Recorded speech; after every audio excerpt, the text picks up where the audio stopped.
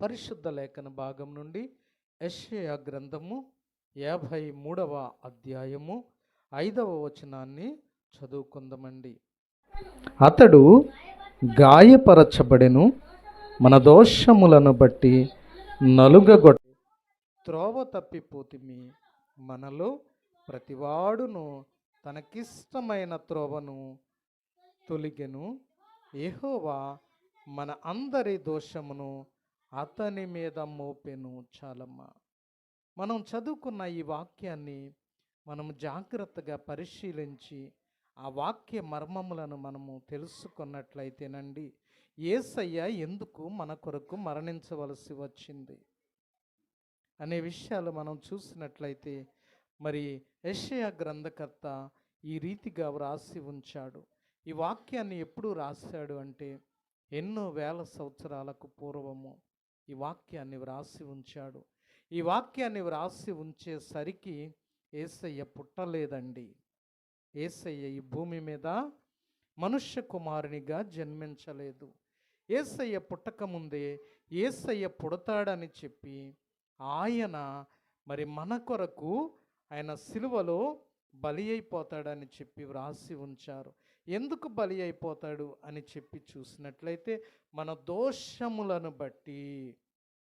ఎందుకంటండి, మన దోషములను బట్టి ఆయనంట నలుగగొట్టబడతాడంటండి. ఎందుకనంటే, ఈ సర్వ మానవ లోకము కూడా పాపములు చేసి దేవునికి దూరమైపోయారు. వారు చనిపోయిన తరువాత నరకానికి ఏడవబడేటటువంటి పరిస్థితుల్లో ఈ లోకము కనిపిస్తూ ఉంది. దేవుడంట ఈ లోకాన్ని ఆకాశము నుండి ఈ లోకం వైపు తొంగి చూసినప్పుడు అంటండి, ప్రతి ఒక్కరూ వారి పాపముల చేత వారు చచ్చిన వారై ఉన్నారంటండి. వారి మనుష్యులు పాపాల చేత చచ్చిన వారై ఉన్నప్పుడంట ఆ ప్రభువైన యెహోవా దేవుడు మనలను చూసి జాలిపడ్డాడంట. ఎందుకంటే, అయ్యో, ఈ లోకములో ప్రతి మనుష్యుని నేను సృజించాను, నా రూపములో వారిని చేసుకున్నాను. వారంతా వారి సొంత ఆలోచనల చేత పాపములు చేసిన వారై అతిక్రమ దోషముల చేత వారు చచ్చిన వారి వలె ఉన్నారు. వీరు చనిపోయినట్లయితే నరకానికి వెళ్ళిపోతారు. కనుక వీళ్ళని రక్షించాలి అంటే ఈ లోకములో దేవుడే మనుష్యునిగా అవతరించాలి అని చెప్పి దేవుడు అనుకున్నాడంట. ఎందుకు అనుకోవలసి వచ్చిందంటే, ఈ లోకములో మనుషులు పాపము చేస్తూ ఉన్నారు. ఆ పాప పరిహారార్థమై బలులు అర్పిస్తూ ఉన్నారండి. గొర్రెలను, మేకలను, ఎడ్లను, ఇలా కోళ్లను బలులుగా అర్పించి వారి పాప పరిహారార్థమై ప్రాయశ్చిత్తము చేసుకుంటూ ఉన్నారు. కానీ ఆ యొక్క ప్రాయశ్చిత్తము చేయడం వలన అప్పుడే ఆ మనుష్యుడు పవిత్రపరచబడతాడు. అటు తరువాత మరలా పాపిగా ఉంటూ ఉన్నాడు. తన అతిక్రమ క్రియలను బట్టి, మాటల వల్ల, చూపుల వల్ల, క్రియల వల్ల, సప్త వ్యసనాలతో, కామ, క్రోధ, లోభ, మోద, మోహ, మదమాత్సర్యముల చేత పాపిగా మార్చబడుతూ మరలా చనిపోతే పాపానికి వెళ్ళిపోయే వ్యక్తిగా కనిపిస్తూ ఉన్నాడు. అలాంటి పరిస్థితుల్లో దేవుడు అనుకున్నాడంట, ఆ యొక్క పాపి అయిన మనుష్యుడు పరిశుద్ధునిగా మార్చబడాలి అంటే పరిశుద్ధ రక్తము మాత్రమే మన పాపాలను కడుగగలుగుతుంది. పరిశుద్ధ రక్తము ఎవరిలో ఉంది? మనుషులలో లేదు, జంతువులలో కూడా లేనే లేదు. మరి పరిశుద్ధ రక్తము కావాలి అంటే పరిశుద్ధుడైన దేవుడే తన రక్తాన్ని ఈ లోకములో చిందించాలి. అందుకని తన రక్తాన్ని ఈ లోకములో చిందించాలి అంటే పరిశుద్ధుడైన దేవుడే ఈ లోకానికి మనిషిగా రావాలి అని చెప్పి దేవుడు అనుకొని తన కుమారుడైనటువంటి, ఆదిలో ఉన్నటువంటి వాక్కై ఉన్నటువంటి దేవునికి, ఆ వాక్యమై ఉన్నటువంటి దేవునికి ఒక మరి రూపాన్ని ఇచ్చి, తన కుమారునిగా ఆ దేవుడే తన ఆధిక్యతను తాను తగ్గించుకొని కుమారునిగా ఈ లోకానికి అవతరించాడు. కారణం ఏంటంటే ఈ లోకములో అప్పటికే అనేక గ్రంథాలు ఘోషిస్తూ ఉన్నాయి. సర్వమానవ పాప పరిహారార్థో రక్త ప్రోక్షణం అవశ్యం, తద్రక్తం పరమాత్మేన పుణ్యదాన బలియాగమని చెప్పి ఈ లోకంలో వ్రాసి ఉంచారండి. ఈ సర్వమానవుల పాపాలు పరిహరించబడాలి అంటే ఆ పరమాత్ముడైన దేవుడే ఈ లోకానికి వచ్చి బలిదానము చేయాలి. ఆయనే పరమాత్ముడైన దేవుడే తన రక్తాన్ని ఈ లోకములో చిందించాలి. ఆ పరిశుద్ధ రక్తమే మన పాపాలను కడుగుతుంది అని చెప్పి వ్రాసి ఉంచారు. ప్రజాప్రతిదేవేభ్యం ఆత్మానం యజ్ఞం కృత్వా ప్రాయశ్చిత్తః అని చెప్పి వ్రాసి ఉంచారు. ఆ యొక్క దేవుడే ఈ ప్రజలను పరిపాలించేవాడిగా రావాలి, వచ్చి ఆయనే సిలువలో యజ్ఞమైపోవాలి, ఆయనే తన రక్తాన్ని మన కొరకు చిందించాలని చెప్పి వ్రాసి ఉంచారు. కనుక ఆ లేఖన భాగాలను నెరవేర్చడానికి యేసయ్యగా ఈ లోకములోకి దేవుడే భూలోకానికి వచ్చాడు. మరి ఈ లోకము ఆయనను గుర్తించాలి అంటే ఏ శరీరం ధరించాలి? మానవ శరీరం మాత్రమే ధరించాలి. మానవుల పాపాలు కడుగబడాలి అంటే ఆయన మానవునిగా రావాలి, మానవునిగా మాట్లాడాలి, మానవునిగా మరి శ్రమనోర్చిన వాడిగా ఉండాలి, దుఃఖము వేదన బాధ అన్నీ తెలిసిన వాడై ఉండాలి.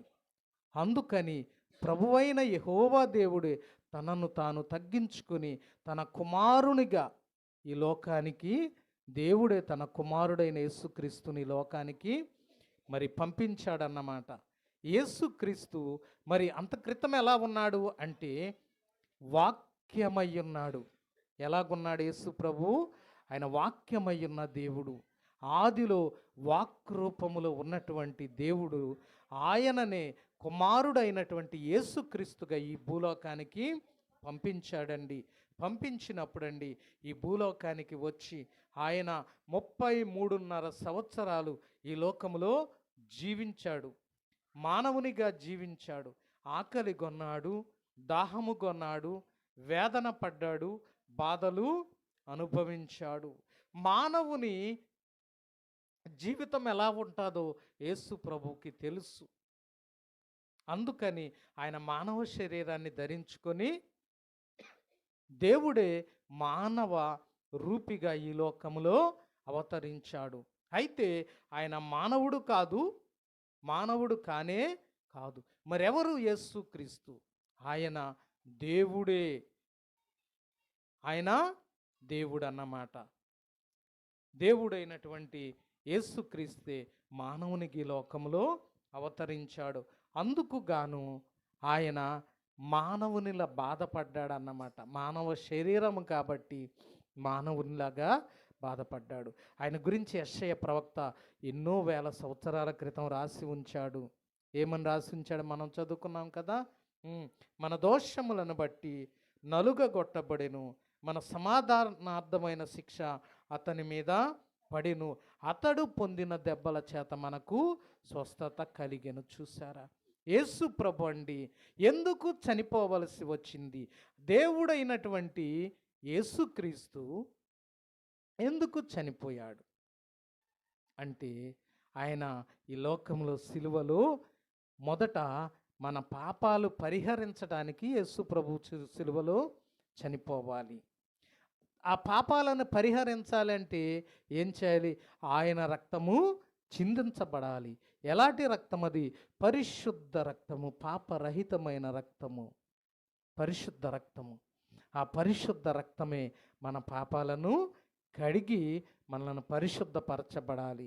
ఇంకా మరి అందుకని ఆయన రక్తాన్ని చిందించాల్సి వచ్చింది. రక్తము చిందించాలి అంటే గాయపరచబడాలి దేవుడు. రక్తం ఎలా చిందుద్ది? మన రక్తం చిందాలంటే దెబ్బ తగలాలి, లేదంటే కొయ్యాలి. మామూలుగా వచ్చేస్తుంది రక్తం? రాదు. అందుకని యేసు ప్రభు రక్తము చిందించబడాలి కాబట్టి తలపైన ముండ్ల కిరీటాన్ని పెట్టారు. తల నుండి రక్తము కారింది. వీపు పైన 1 తక్కువ 40 కొరడా దెబ్బలు కొట్టారు. ఆ కొరడా దెబ్బలు, కొరడా చివరిలో గాలం ముళ్ళు కట్టారన్నమాట. ఏ ముళ్ళు? చిన్న గాలం ముళ్ళు కాదు. ఒక్కొక్క ముళ్ళు ఇంత పొడవు నుండి ఇలా ఉంటుంది. ఆ గాలానికి ఎలాగ గడ్డ ఉండి ముళ్ళు గుచ్చుకుని చీల్చుద్దు రక్తాన్ని, అలాంటి ముళ్ళు. ఆ ముళ్ళు ఉన్నటువంటి కొరడ ఒకటి తక్కువ 40 దెబ్బలు కొట్టేసరికండి ఆ వీపు చిట్లిపోయి మాంసమంతా లాక్కొచ్చేసినాయి. ఆ వీపు మీద మాంసం అనేదే మిగలలేదు, ఎముకల గూడు తప్ప.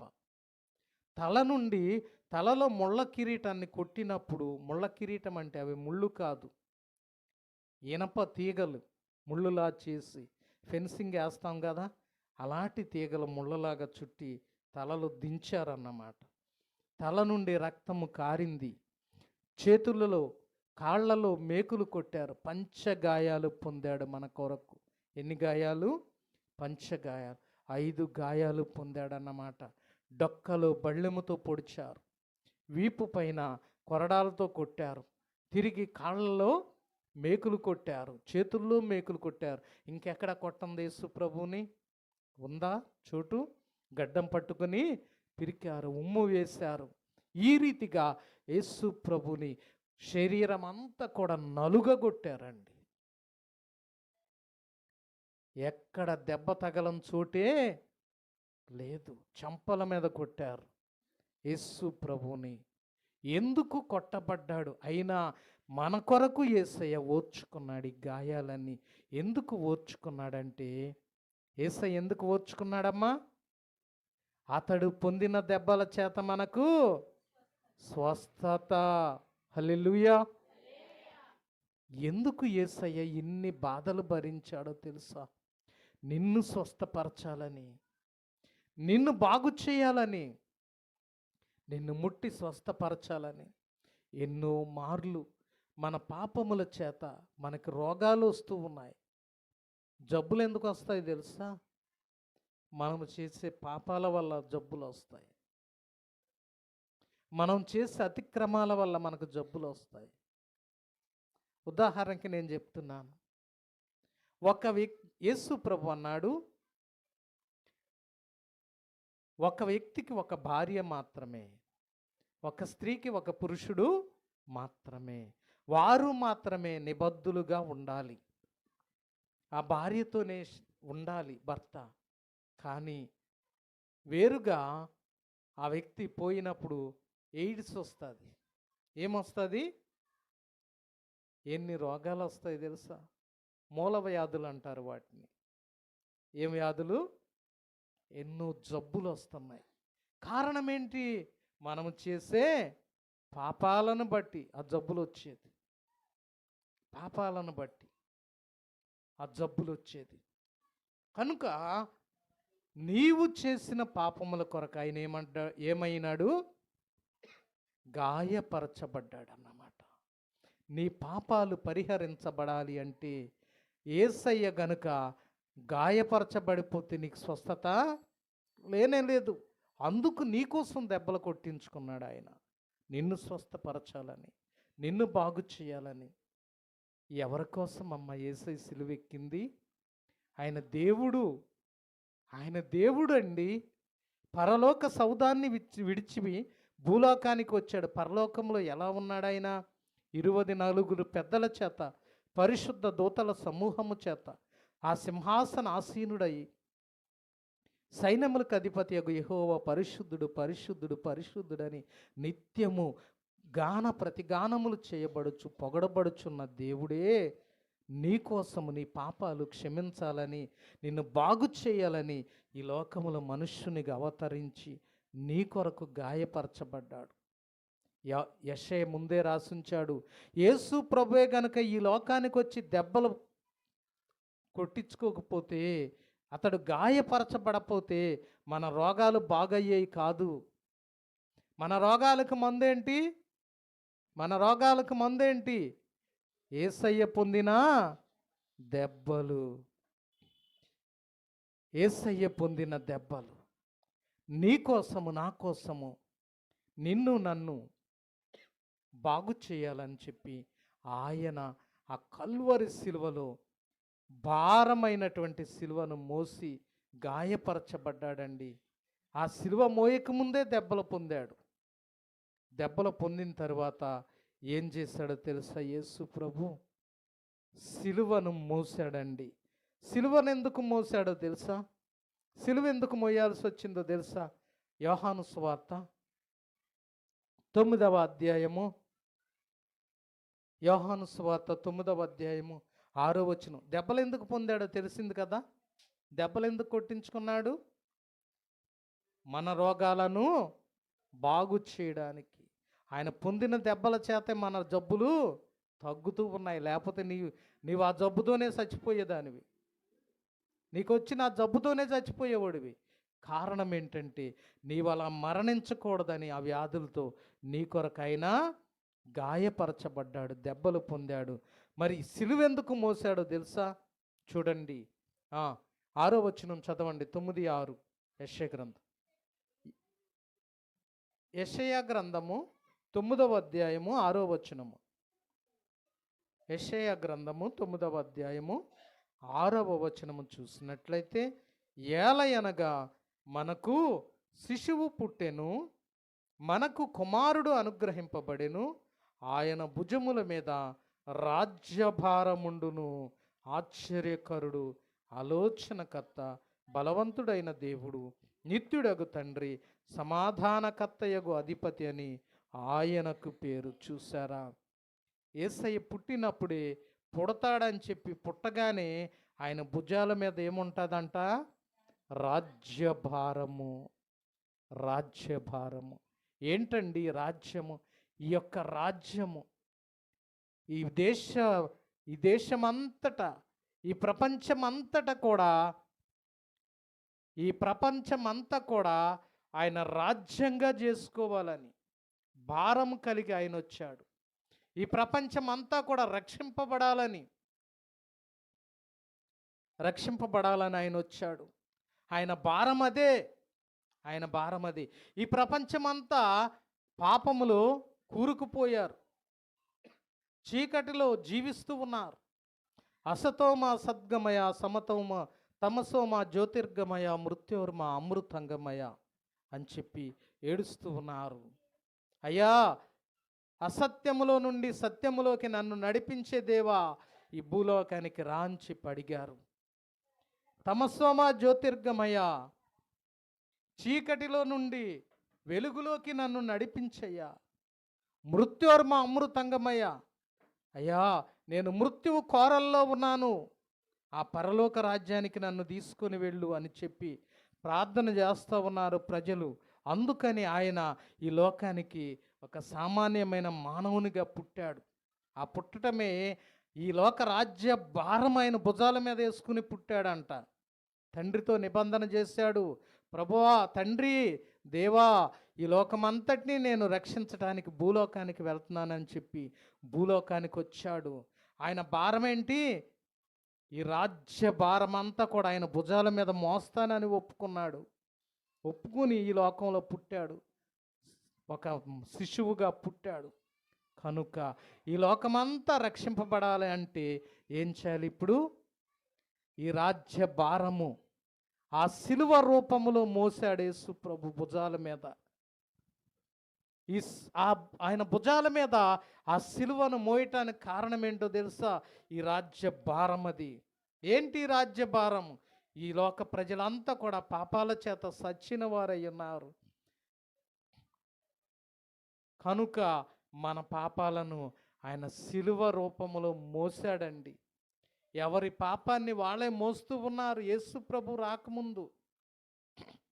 అందుకని బలులర్పిస్తూ ఉన్నారు. కానీ యేసు ప్రభు వచ్చి ఈ బలులు అవసరం లేకుండా మన పాపాల కొరకు ఏమయ్యాడు? ఆయన సిలువను మోసాడు. ఆయన భుజం మీద ఉన్న సిలువ ఏంటో తెలుసా? నీవు చేసిన పాపపు భారం ఆయన మోసాడు. నీ పాప భారాన్ని ఆయన మోసాడు. అది రెండవది. చూసారా? మొదటిగా నీకు స్వస్థతను ఇవ్వటానికి ఆయన దెబ్బలు పొందాడు, గాయాలు పొందాడు. నీకు విడుదల ఇవ్వటానికి నీ పాప భారాన్ని ఆయన సిలువ రూపములో మోసాడు. మరి ఎందుకు మొయ్యాల్సి వచ్చింది దేవుడు అంటే లేఖనాలు నెరవేర్చడానికి. లేఖనాలు యెషయా గ్రంథం ముందే రాసించాడు కదా యెషయా ప్రవక్త. అలాగే మరి ఉపనిషత్తులు చెప్పినవి, ఋగ్వేదం చెప్పింది, యజుర్వేదం చెప్పింది, సామవేదం చెప్పింది, ఇలా వేదాలన్నిటిలో కూడా రాసించారు. యేసు ప్రభు కన్య గర్భంలో జన్మించాలని, ఆయనే మన కొరకు సిలువ వేయబడాలని చెప్పి రాసించారన్నమాట. కనుక ఆయన ఇవన్నీ నెరవేర్చడానికి లోకానికి వచ్చాడు. మరి నెరవేర్చడం కాకుండా నిన్ను రక్షించడం ఒక్కటేనా దేవుడు చేసింది? ఎలా రక్షించాడు ఆయన? ఆ సిలువలో నీ పాపాలన్నీ కూడా ఆయన మోసాడన్నమాట. లేకపోతే ఆ పాపాలతో, మన పాపాలతో మనమే చచ్చేవాళ్ళం. మనం మొయ్యలేమని చెప్పి మన పాపాలను ఆయన సిలువ రూపంలో మోసాడు. నిన్ను స్వస్థపరచడానికి ఆయన గాయపరచబడ్డాడు. ఇంకా యోహాను సువార్త 11వ అధ్యాయము 49 నుండి 53వ వచనం వరకు చదువుదామా? చూడండి పరిశుద్ధ లేఖన భాగము నుండి యోహాను సువార్త 11వ అధ్యాయము, యోహాను సువార్త 11వ అధ్యాయము 49 నుండి 53 వరకు. అయితే వారిలో కయపాను ఒకడు ప్రధాన యాజకుడయుండి, మీకేమీ తెలియదు, మన జనమంతయు నశింపకుండునట్లు ఒక మనుష్యుడు ప్రజల కొరకు చనిపోవుట మీకు యుక్తమని మీరు ఆలోచించుకొనరు అని చెప్పి వారితో చెప్పాను. చూసారా, పాత నిబంధనలో అనేక మంది ప్రవక్తలు రాసి ఉంచారు. యేసు ప్రభు పుట్టాలి, మన పాపాల కొరకు చనిపోవాలి, చనిపోతే మనకు పాపముల నుంచి విడుదల కలుగుద్ది, పరలోకం ప్రాప్తిస్తుందని యెషయా ప్రవక్త, ఇర్మియా ప్రవక్త అనేక మంది రాసి ఉంచితే, కొత్త నిబంధనకు వచ్చిన తర్వాత యేసు ప్రభు పుట్టిన తర్వాత కూడా ఒక ప్రధాన యాజకుడు ఆయన అంటున్నాడు, యేసు ప్రభు పుట్టిన తర్వాత అంటున్నాడు, ఆయన సిలువ వేయటానికి ముందు చెప్తున్నాడు, ఈ లోకంలో మనందరి కొరకు ఒకరు చనిపోవాలి. అందరి కొరక, కొందరి కొరక? అక్కడ ఏమని రాసించాడు? మన జనమంతయు నశింపకుండునట్లు ఉంది అక్కడ. ఏమ్మా, మన జనమంతయు నశింపకుండునట్లు. మన జనమంతా అంటే మన చర్చిలో వాళ్ళ, మన మానికొండ వాళ్ళ, సర్వలోకములో ఉన్న జనాలందరూ కూడా నశించకుండా ఉండాలి అంటే ఒక్కడు చనిపోవాలి. ఆ ఒక్కడెవరు? పరిశుద్ధుడైన దేవుడు అయి ఉండాలి. ఆ పరిశుద్ధుడైన దేవుడు ఎంతమంది ఉన్నారు? ఎవ్వరు లేరు, యేసయ్య ఒక్కడు తప్ప. ఆయన జన్మతః పాపము లేనివాడు, కర్మతః పాపము లేనివాడు, పాపమంటూ ఎరుగని పరిశుద్ధుడైన దేవుడు ఒక్కడే ఉన్నాడు. ఆయనే నజరేయుడైన యేసు. ఆయన మన కొరకు చనిపోతే మన జనమంతటికి ఏమొస్తుంది? రక్షణ వస్తుంది, రక్షింపబడతారు. రాసించాడు అక్కడ, రాసిందా? చదివి చూడండి. మన జనమంతా నశింపకుండునట్లు, రక్షింపబడినట్లు మన కొరకొకడు చనిపోవుట యుక్తమని మీకు తెలియకున్నది. ఎవరైనా అపరిశుద్ధుడైన దేవుడు ఎవరు? యేసు ప్రభువే మన కొరకు చనిపోవాలి. కనుక ఆయన్ని మనం సిలువ వేద్దామని చెప్పి కయప చెప్తూ ఉన్నాడు. ప్రధాన యాజకుడైన కయప. చూసారా, యేసు ప్రభు పుట్టకముందు యేసయ్య పుడతాడు, ఆయనే సిలువ వేయబడతాడు మన పాపాల కొరకని చెప్తే, పుట్టిన తర్వాత కూడా ఈయన యేసు ప్రభువే సిలువ వేయబడాలి, ఈయనే పరిశుద్ధుడు, ఈయన సిలువ వేయబడితేనే మన పాపాలు క్షమించబడతాయి, మనకు రక్షణ కలుగుతుంది, ఆయన పొందిన దెబ్బల చేతే మనకు స్వస్థత కలుగుద్దని చెప్పి ఎవరు చెప్తున్నారు? కయప చెప్తూ ఉన్నాడు. కనుక ఆ సిలువ వేయబడే వ్యక్తి ఎవరో కాదు, యేసు ప్రభునే మనం సిలువ వేస్తే ఆయనే పరిశుద్ధుడైన దేవుడు కాబట్టి ఆయన ద్వారానే మనకు పాప విమోచన కలిగి మనం రక్షింపబడతామని చెప్పినప్పుడు అండి యేసు ప్రభుని సిలువ వేయటానికి ఇష్టపడ్డారన్నమాట. మరి యేసు ప్రభువుని వాళ్ళు చంపేశారా? వాళ్ళు చంపారా? యూదులు చంపారా? సిలువ వేస్తే చనిపోయాడా? ఎలా చనిపోయాడు యేసు ప్రభు? సిలువ వేయటం ద్వారా చనిపోలేదు. యేసు ప్రభు ఈ లోకానికి వచ్చే ముందే దేవుడితో నిబంధన చేసుకున్నాడు. ఏమనో తెలుసా? యోహాను సువార్త 10వ అధ్యాయము తీయండి, ముగింపుకు వచ్చాము. యోహాను సువార్త 10వ అధ్యాయము 17వ వచనం నుండి చదువుదాం. నేను నేను అమ్మా 16 నుండి చదువమ్మా.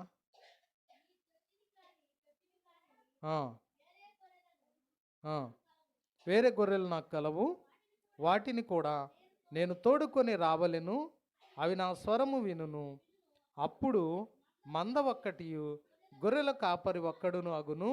నేను దాని మరలా తీసుకున్నట్లు నా ప్రాణమును పెట్టుచున్నాను. చూసారా? చదవమ్మా. ఇందువలననే నా తండ్రి నన్ను ప్రేమించుచున్నాడు, ఎవడును నా ప్రాణమును తీసుకొనడు. నా అంతట నేనే దాన్ని పెట్టుచున్నాను. దాన్ని పెట్టుటకును నాకు అధికారం కలదు, దాన్ని తిరిగి తీసుకుంటకు నాకు అధికారం కలదు. నా తండ్రి వలన ఈ ఆజ్ఞను పొంది తిని. చూసారా? ఈ లోకానికి వచ్చే ముందేనంట దేవుడితో మాట్లాడుతూ ఉన్నాడు తండ్రితో యేసు ప్రభు. ఏమని? అయ్యా, ఈ ప్రజలందరిని రక్షించడానికి నేను వెళతాను, వాళ్ళ కొరకు శిలువ యాగము చేస్తాను, నా ప్రాణాన్ని పెడతాను. అయితే దాన్ని పెట్టడానికి తీసుకోవడానికి నాకు అధికారం ఇవ్వని అడిగాడంట. ఎవరినే? యెహోవా దేవుణ్ణి. ఎప్పుడు అడిగాడు? ఈ లోకానికి వచ్చినాక అడిగాడా? రాకముందా? రాకముందే అడిగాడు. దాన్ని పెట్టడానికి నాకు అధికారం ఇవ్వు, దాన్ని తీసుకోవడానికి నాకు అధికారం ఇవ్వు అంటే యెహోవా దేవుడు అన్నాడంట, నీకు అధికారం ఇస్తూ ఉన్నాను, వెళ్ళి నా ప్రజలందరినీ రక్షించు, వారి పాపాల నుండి.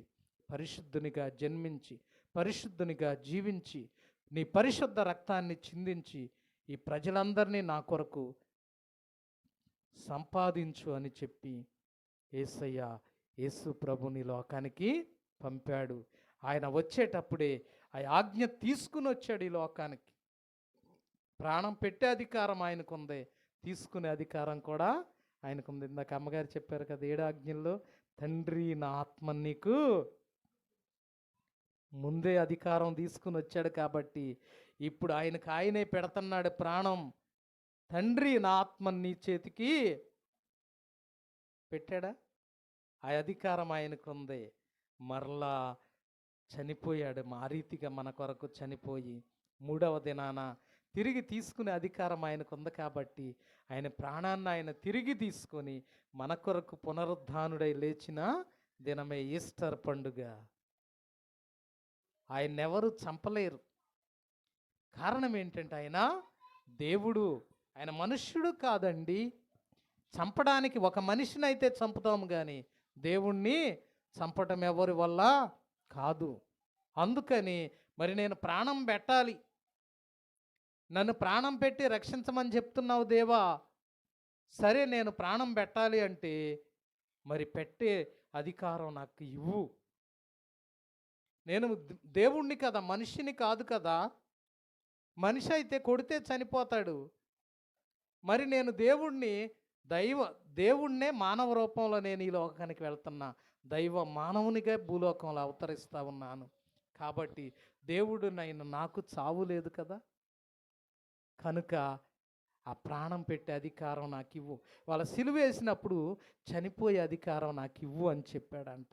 అప్పుడు ఆ అధికారాన్ని యేసుక్రీస్తుకి యెహోవా దేవుడు అప్పగించాడు.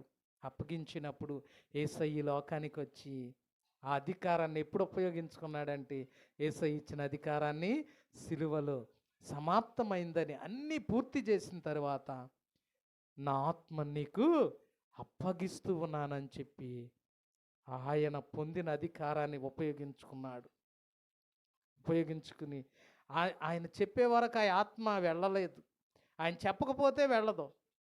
పొడిసినా చేసినా ఎన్ని చేసినా చావు లేదు దేవునికి. కనుక ఆయన ప్రాణాన్ని ఎందుకు పెట్టాడో తెలుసా? నీ కోసము, నా కోసం. నీ కోసం, నా కోసం. ఆయన ప్రాణం పెట్టపోతే మనకు రక్షణ లేదు. ఆయన దెబ్బలు పొందపోతే మనకు స్వస్థత లేదు. ఎంత గొప్ప దేవుడండి నీవు నమ్ముకున్న యేసయ్య. నిన్ను ప్రేమించిన దేవుడు, నన్ను ప్రేమించిన దేవుడు. ఇలాంటి ప్రేమ ఈ లోకంలో ఎవరు చూపించలేని ప్రేమ. అందుకనే దేవుడే నీ కోసము ఈ లోకానికి వచ్చి నీ కొరకు ప్రాణం పెట్టిన ప్రేమ, నీ కొరకు దెబ్బలు పొందిన ప్రేమ, నీ కొరకు రాజ్య భారాన్ని సిలువలో మోసినటువంటి ప్రేమ.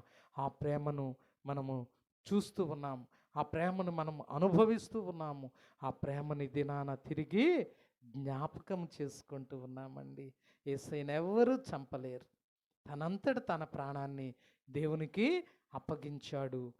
ఈ గుడ్ ఫ్రైడే రోజున తిరిగి మరలా ఈస్టర్ రోజున తిరిగి తన ప్రాణాన్ని తీసుకోవటానికి అధికారం ఉందిగా ఆయనకి. ఈస్టర్ రోజున తీసుకొని తిరిగి 3వ దినాన సమాధి నుండి మృత్యుంజయుడిగా తిరిగి లేచినటువంటి యేసయ్య. మరి ఆ యేసయ్యను నీవెంతగా ప్రేమిస్తూ ఉన్నావు? నిన్నైతే ఆ దేవుడు ఎంతో ప్రేమించాడు.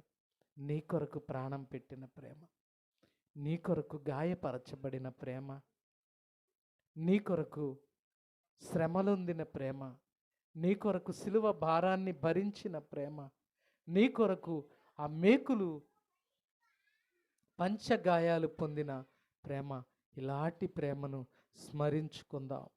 మన జీవితకాలం అంతా నీవెంత ప్రార్థన చేసినా, దేవునికి నీవెన్ని చేసినా ఆ యొక్క రుణాన్ని మనము తీర్చలేము. నీ కొరకు ఆ పాప భారాన్ని సిలువలో మోసిన ప్రేమ, నీ కొరకు ప్రాణం పెట్టిన ప్రేమ, నీ కొరకు గాయాలు పొందిన ప్రేమ. ఆ ప్రేమను తలపోసుకుంటూ దేవుని సన్నిధిలో ప్రార్థించుకుందాం. విన్న వాక్యాన్ని బట్టి, దేవా నా కొరకే నీవు ప్రాణం పెట్టావయ్యా, నా కొరకే ఆ భారమైన సిలువను మోసావయ్యా, నా కొరకే నీవు పంచగాయాలు పొందావయ్యా. నీవు గాయాలు పొందకపోతే నాకు స్వస్థత లేదయ్యా, నీవు గాయపరచబడకపోతే నాకు స్వస్థత లేదు ప్రభువా. జ్ఞాపకం చేసుకొని అయ్యా అయ్యా నీకు ఇష్టమైన జీవితము జీవించడానికి నాకు సహాయం చేయి ప్రభు అని చెప్పి